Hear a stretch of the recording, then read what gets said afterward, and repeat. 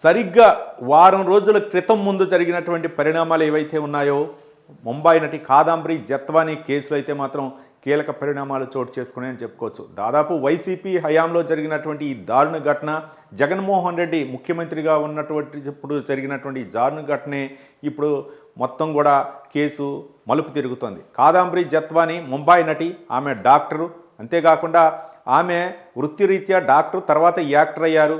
ఈ నేపథ్యంలోనే ప్రముఖ పారిశ్రామికవేత్త జిందాల్తో ఉన్నటువంటి వ్యవహారంపై ఆమె కేసు నమోదు చేయటం, తర్వాత ఆ కేసులో కీలక పరిణామాలు, మళ్ళీ ఆ కేసు ఏపీలో మైలవరం పోలీస్ స్టేషన్లో ఆ కేసుని ఇబ్రహీంపట్నం పోలీసులు కేసు నమోదు చేయటం, రకరకాల పరిణామాలు జరిగాయి. ఈ నేపథ్యంలోనే ఆమె చెప్తున్నటువంటి వెల్లడిస్తున్నటువంటి అంశాల వెనుక పెద్ద తలకాయలు ఉన్నాయని చెప్పేసి చెప్తున్నారు. ముఖ్యంగా ఐపీఎస్ అధికారులు, మాజీ ఇంటెలిజెన్స్ చీఫ్ సీతారామాంజనేయులు, అలాగే విశాఖ పోలీస్ కమిషనర్ కాంతిరాణా తాత, అలాగే డీసీపీ విశాల్ గున్ని పేర్లు అయితే మాత్రం ప్రముఖంగా వినిపిస్తున్నాయి. ఐపీఎస్ అధికారులు, మరోపక్క పెద్ద తలకాయలు ఎవరంటే ఏపీ సీఎం జగన్, మరోపక్క సలహాదారు సజ్జల రామకృష్ణారెడ్డి.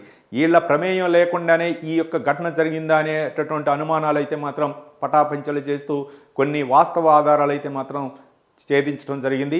ఆమె కాదంబరి జత్వానీ విజయవాడ వచ్చి అక్కడ విచారణ అధికారి స్రవంతిరాయ్ ఎదుటంగా అయితే మాత్రం చెప్పడం జరిగింది. విజయవాడ పోలీస్ కమిషనర్ రాజశేఖర్ బాబు ఎదురు కూడా ఆమె వాపోవడం జరిగింది. మొత్తానికి వృద్ధ తల్లిదండ్రులను కూడా లెక్క చేయకుండా, దాదాపు 70 సంవత్సరాలు ఉన్నటువంటి వృద్ధ తల్లిదండ్రులను కూడా లెక్క చేయకుండా ముంబై నుంచి తీసుకొచ్చి వీటీపీఎస్ గెస్ట్ హౌస్లో బంధించి, దాదాపు అంటే ఫిబ్రవరి 2న కేసు నమోదు చేసి ఫిబ్రవరి 3న వాళ్ళని అరెస్ట్ చేయడానికి అయితే మాత్రం అక్కడ వెళ్ళారు. అక్కడ ఎవరైతే పోలీస్ అధికారులు అక్కడికి వెళ్ళారో అక్కడ వాళ్ళకి ఒక స్టార్ హోటల్లో విందులు వినోదాలను ఏర్పాటు చేసి ఆ మరుసటి రోజు అయితే మాత్రం ఫిబ్రవరి 3వ తారీఖున ఆమెని అరెస్ట్ చేసి తీసుకురావడం జరిగింది.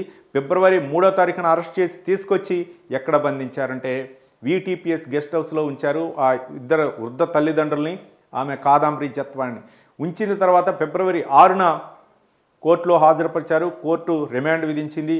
తర్వాత ఆమె మార్చి 15 వరకు కూడా ఆమె జైల్లోనే ఉంది. మార్చి 15న బెయిల్పై విడుదలయ్యి తర్వాత మార్చి 16న జిందాల్పై కేసును అయితే విత్డ్రా చేసుకోవడం జరిగింది. ఈ పరిణామాల నేపథ్యంలో ఎవరు వ్యవహరించారు ఈ వెనక అంటే ఒక ముంబైలో ఉన్నటువంటి నటి అక్కడ పెట్టినటువంటి జిందాల్పై పెట్టినటువంటి కేసుని ఇక్కడికి వచ్చేసి ఇబ్రహీంపట్నం పోలీసులు కేసు నమోదు చేసే వరకు ఎవరు వ్యవహరించారు, ఐపీఎస్ అధికారులు వెనక ఉన్నటువంటి పెద్ద తలకాయలు ఎవరు ఉన్నారంటే ముఖ్యంగా సజ్జల రామకృష్ణారెడ్డి ప్రమేయంతోనే ఇదంతా జరిగిందనేటటువంటి అనుమానాలు ఉంటాయి.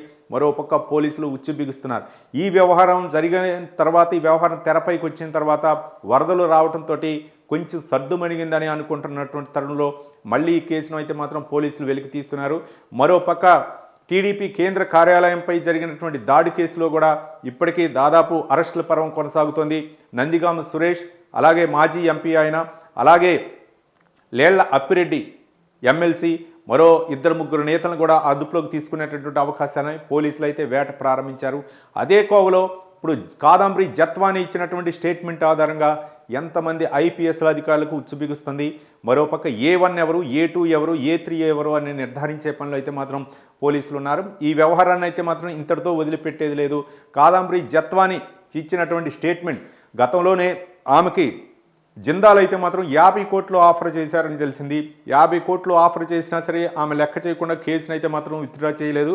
తర్వాత వీళ్ళు పెట్టినటువంటి ఏపీకి వచ్చిన తర్వాత ఏపీ పోలీసులు పెట్టినటువంటి చిత్ర వదలకి ఆమె అయితే మాత్రం కేసు విత్డ్రా చేసుకుంది. ఈ వ్యవహారం ఇప్పుడు వెలుగులోకి రావడంతో మొత్తం వ్యవహారం బండారం బయటపడ్డది. ఈ నేపథ్యంలో మరి కాదంబరి జత్వానీ వ్యవహారంలో A1, A2, A3 ఎవరు, మరోపక్క పోలీసులు పెద్ద తలకాయలపై ఏ విధంగా కేసు నమోదు చేస్తారన్నది మనం వేచి చూద్దాం.